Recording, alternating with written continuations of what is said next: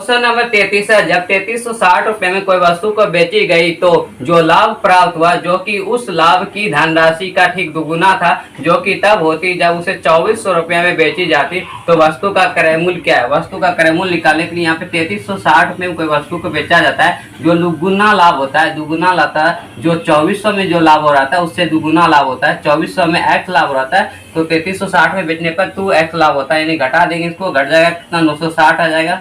x का value कितना आ जाएगा, 960 आ जाएगा। x का वैल्यू 960, यानी हमको सीपी निकालना है। क्रय मूल्य निकालने के लिए प्रॉफिट, यानी 2400 में x प्रॉफिट हो रहा है, तो x प्रॉफिट हम घटा देंगे तो क्या निकल, 2400 में x प्रॉफिट घटा देंगे हम सीपी निकल जाएगा।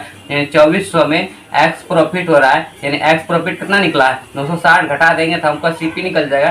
सीपी कितना निकल जाएगा, 1440 निकल जाएगा। 1440 ये हमारा आंसर आ गया, यानी हमारा ए नंबर आंसर होगा। क्वेश्चन नंबर 34 है, एक घड़ी विक्रेता अंकित मूल्य पर 10% छूट देने के बाद 540 रुपए में घड़ी देती है। यदि वह छूट नहीं देती तो उसे 20% लाभ होता है। घड़ी का क्रय मूल्य क्या था, घड़ी का क्रय मूल्य पूछ रहा है। मानते घड़ी का मार्क प्राइस मान लेते हैं 1 है और 10% छूट दे रहा है, यानी 10% का वैल्यू कितना था, 1/10। 1/10 छूट दे दिया तो कितना में दिया, 9/10 में दिया 9/10 में रुपया में कितना दिया, 540 रुपया में दिया, यानी 9/10 540 के बराबर हो जाएगा। 1 का वैल्यू कितना आ जाएगा, 600 रुपया।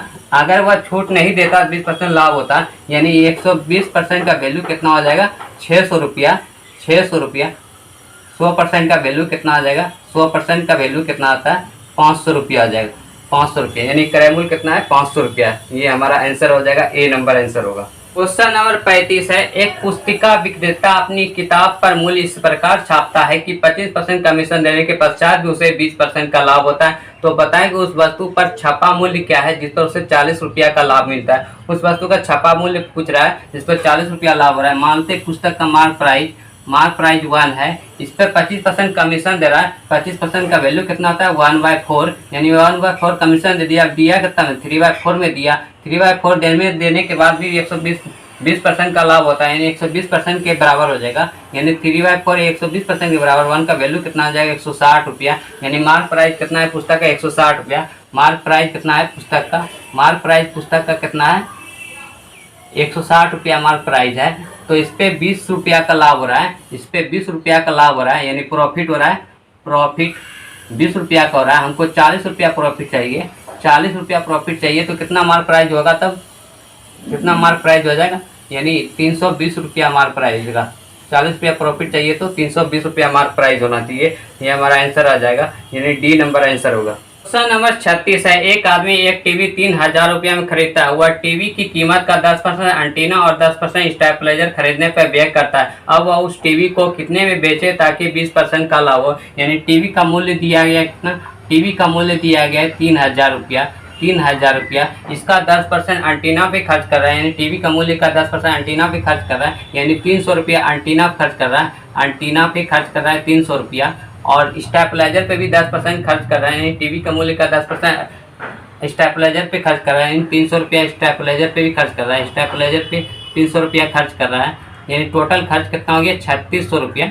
टोटल खर्च कितना हो गया, 3600 रुपया, यानी टोटल खर्च हो गया 3600 रुपया। 20% लाभ लेके बेचता है, यानी 20% 3600 का 20% लाभ लेके बेचेगा, यानी 120% पे बेचेगा, यानी 6/5।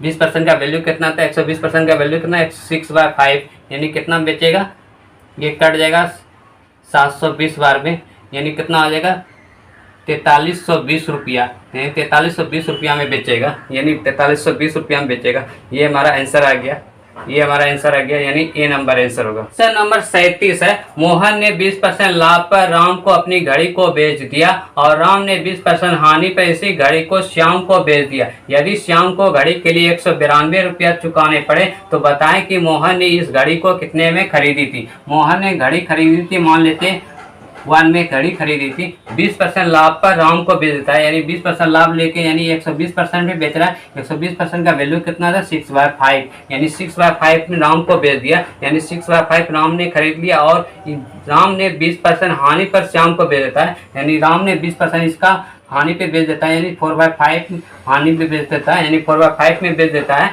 श्याम को बेच देता है, यानी श्याम को 4/5 में बेचा है, मगर चुकाना पड़ा 192 रुपया, यानी इतना इसके बराबर हो जाएगा 192। तो 1 का वैल्यू कितना हो जाएगा, ये कट जाएगा पहले 32 बार में, ये कट जाएगा ये 8 बार में। 1 का वैल्यू कितना आ जाएगा 200 रुपया। यानी मोहन ने घड़ी जो खरीदी थी उसका दाम कितना था 200 रुपया। यानी हमारा बी नंबर आंसर होगा।